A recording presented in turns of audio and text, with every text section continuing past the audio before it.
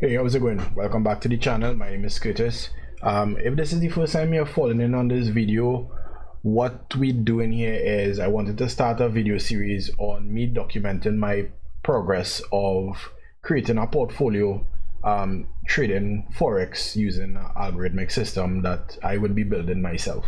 So if you're looking at this video on the Curtis Daniel YouTube channel, check the link below where I created a new channel just basically for Forex called Trading with Jay. So you can head across there, subscribe to the channel so you'll get notified when I drop new videos. Leave a comment and let me know what you think about this system and how you think it could be improved. So okay, so here's what we're gonna do. We going and do a weekly recap on what trades we had for the week, what the robot took, mistakes that were made, and how we got ourselves out of the problem, and continuing trading for the week. So let me just jump straight into it. Alright, so we here on the VPS. I would do a dedicated video on how to set up your own VPS where you could have your charting software on it, and I will also show you if the server goes down and reboots, how to make sure that your terminal is back up automatically and start back trading, even if you weren't aware of the shutdown.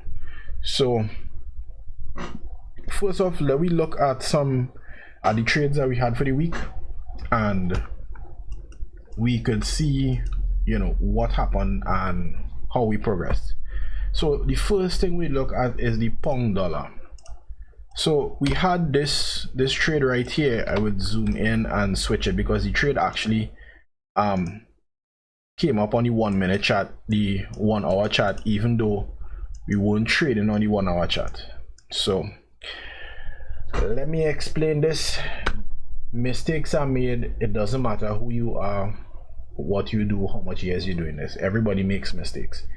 And what happened here is while loading up the charts, I didn't disable auto trade, which is a feature that switches off the EA so it wouldn't trade while it is off.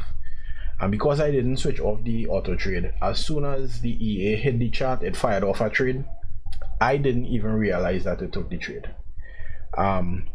Thankfully, it realized that it took a trade and it closed the trade immediately. We did take a loss. Let me pull up the terminal. So you could see here is the only loss so far for the week. We're down 16.59. So yeah, that was actually the first trade for the week. Unfortunate, but it happens. So let me go back out. So the first actual signal that we got for the week was on the euro pound 4 hour time frame, because we would be trading the 4 hour time frame. After we take a look at everything, I would explain why we trade in the 4 hour time frame. So at the top of this candle here, you would see this first red arrow. This was the actual signal that was generated, and that signal closed at this point. Now at the same time when it took this, I wasn't looking at the charts. I was actually looking at the back end code on MQL4 and making some slight adjustments to the code, not to the actual trading strategy itself, but I was updating the UI on the side just so I would have more information that I could look at while trades going on. And when I compile the code, what happens when you compile code, it basically resets everything and it tells the bot that here's what, this is the start of a new bar, and do a check again and see if it meets any criteria, and if it does, take a trade. So when it compiled, the price was up at this point here, so it took another trade. I manually closed it off at this point, but both of them closed out for a profit. We were at 188 and 189 respectively. So that was those two positions. Then we had another trade on the Aussie dollar. We entered right at the bottom of this candle and we closed when this candle opened, because this bar here actually crossed the 5 exponential moving average, which is what triggers the exit, right? So that was trade number 4, and trade number 5 was on the US yen. And you could see here we entered on this doji and we came down and we closed as soon as this bar ended, which was a nice trade. We actually ended that trade with 475. So this was the trades for the week. We could take a quick look at the settings I am using. So as we said, the way this strategy works is you trade using the 200 exponential moving average, or I modified it to use the exponential moving average. The close is generated on the 5 exponential moving average, and you use the RSI with a period of 2 and a high level of 94 and a low level of 5. So these are the settings here. For the risk, I am using 3%.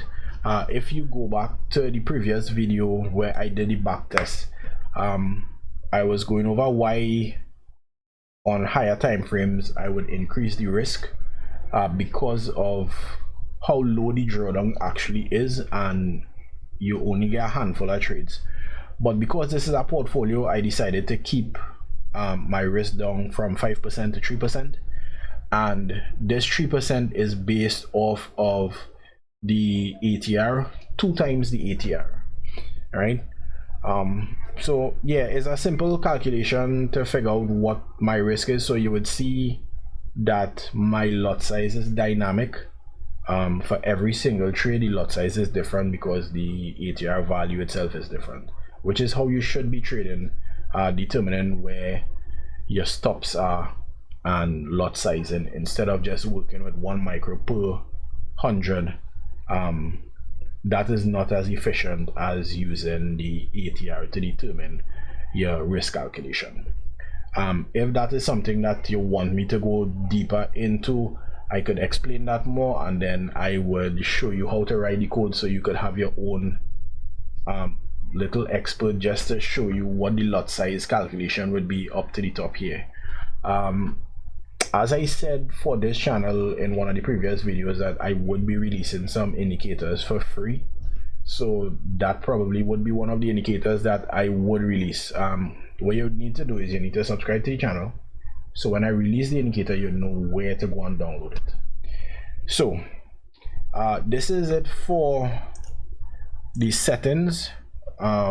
We could take a look at my FX book and see what that did for the week. For the week we up 4.29%. The drawdown was 0.57 for trading days. So this is the performance for the past week. So let me jump back out with recap and end of the video. Right, so there you have it. So as I said, I would explain why trading on the 4-hour time frame instead of a lower time frame. So because this is being built as a portfolio, and I'm not doing this to rush or try to get rich quick. I think a lot of people have that illusion that Forex is something that you could start with $100 today and turn it into 10 grand tomorrow. No. So this is slow growth to be consistent and show progressive growth over time. And from the backtest, we realize that the higher time frames you go, the more reliable the signals. There would be less signals, hence the reason for looking at multiple symbols at the same time. So forward just seems to be the sweet spot in order to find profitable signals. So moving forward, I will be doing a weekly update on how this specific strategy does, which is the Larry Connors RSI 2. I will also be working on new systems, algorithmic systems, and putting it into play. They would be underneath a separate portfolio on my FX book, so we'll be able to keep track of each one to figure out which one performs well and which one doesn't. So yeah, so that is it there for this video. If you found this was interesting, don't forget to subscribe to the channel, leave a like. Let me know your thoughts on it and what you think could be done to improve the strategy itself. If you want to see the code in the back end to see how things were built, let me know. I can do a video running over the code. Is not too much, and yeah, we could go from there. So that is it for now, guys. See you all in the next video. Peace.